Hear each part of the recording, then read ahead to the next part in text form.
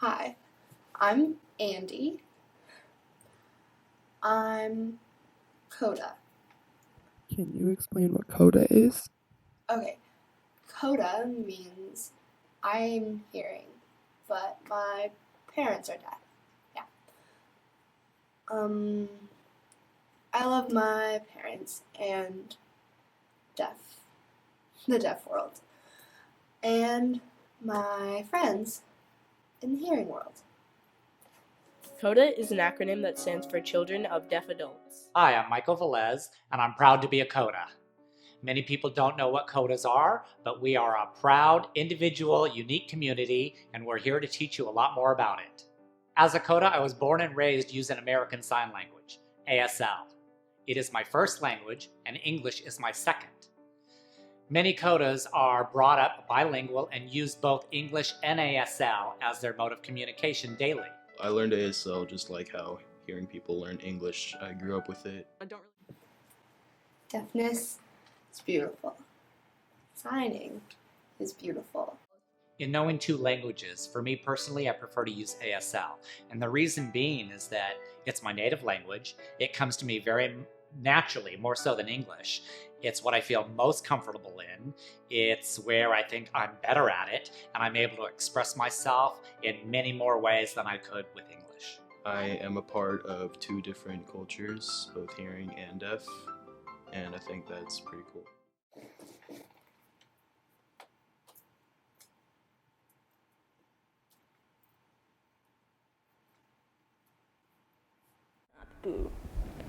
I was born profoundly deaf, and learning to speak was not easy. I'd always known my speech isn't perfect, but week after week, I'd go back to try to make it better. I did this even when I had to come to terms with my own difference. Even now, oftentimes, I meet a new person, and that person will look at me and say, I can't quite place your accent. Are you from England? Or they'll ask me, are you from Australia? Or even, are you from Scandinavia? Other places. And I say, no, I'm from New Mexico. It can be fun to be perceived as more exotic than I actually am. But despite all of that, there have been people who have not encouraged me to speak like this. I would want him to have both. I would want to encourage his English as much as possible because I know the world he lives in relies heavily on English, and the better his writing, reading ability, the farther he will go. But at the same time, I study his language, and I would encourage that I wouldn't have both. And if I were a hearing parent, I would try very hard to learn as much as I could so that he would understand that I'm not looking down at his deafness. I feel good about him as a person. His deafness doesn't bother me.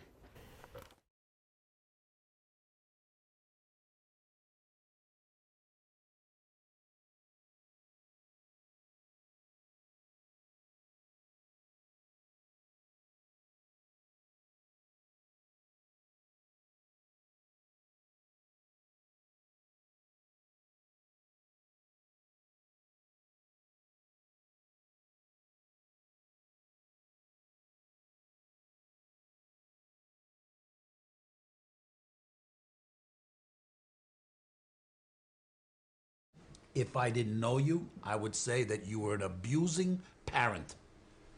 Because you have an opportunity to take a handicap and correct it. You are preventing a cure for deafness to take place because you are so involved with the deaf that you really want your children to continue to be deaf.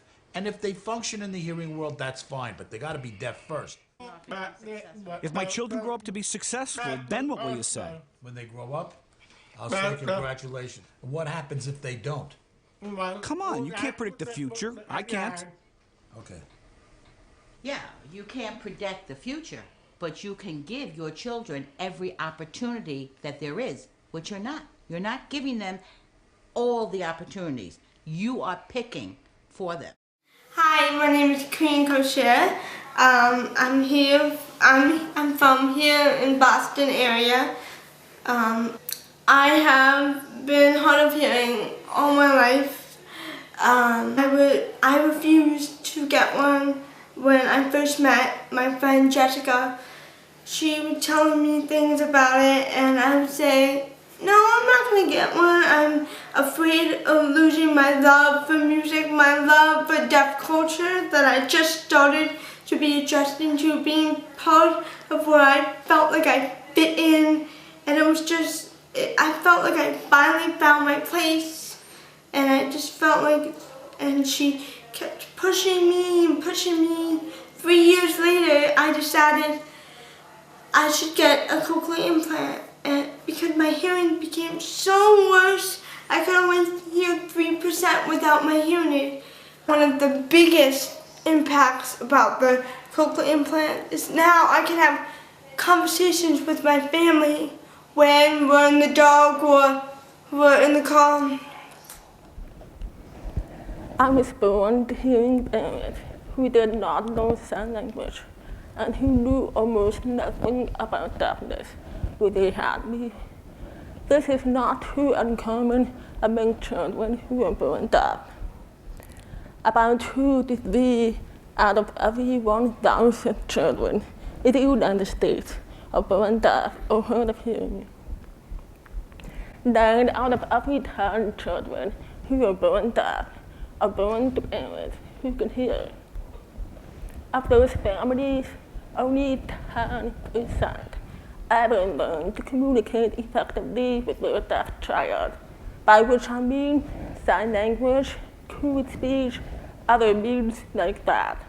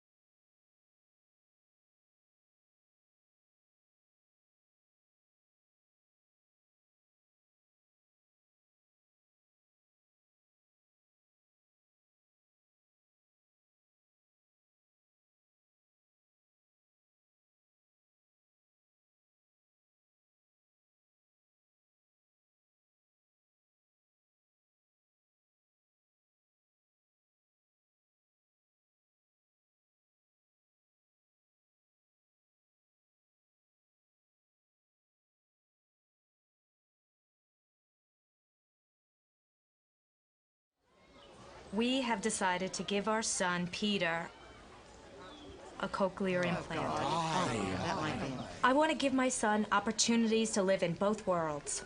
You feel that deaf people are inferior. That's right. So you want to implant your child in the hope that he will have a chance in the future. Is that what you're thinking? It's not because we think deaf people are limited. It's because the world's view of deaf people makes things more difficult for them. A child is not a guinea pig. I think that the parent who forces an implant on his child is not considering that child's feelings. The body belongs to the child. When he grows up, his parents can ask him then if he wants an implant. But do you think the implant can kill deaf culture, yes or no? Yes. Yes. Yes. Yes. Yes. Lots of those angry adults feel they've been cheated. They've been cheated out of a good education. They've been cheated out of good relationship with their own families. They feel they're being cheated out of so many things because they were restricted only to one method, holism. Now they're angry about that, and to be honest with you, think they have a right to be angry. Maybe it's true. Deaf people will become extinct, and my heart will be broken. Deaf culture is something to value and cherish. It's my culture. If your hearing culture was wiped out, hearing people would cry and feel a loss. Well, so would I. As technology strives to make humans' lives easier, it simultaneously complicates the human identity and culture. The deaf and hearing worlds overlap peacefully in many ways. However, they are still not coexisting at the general public level. Some opinions are nearly impossible to persuade, but understanding and acceptance can go a long way.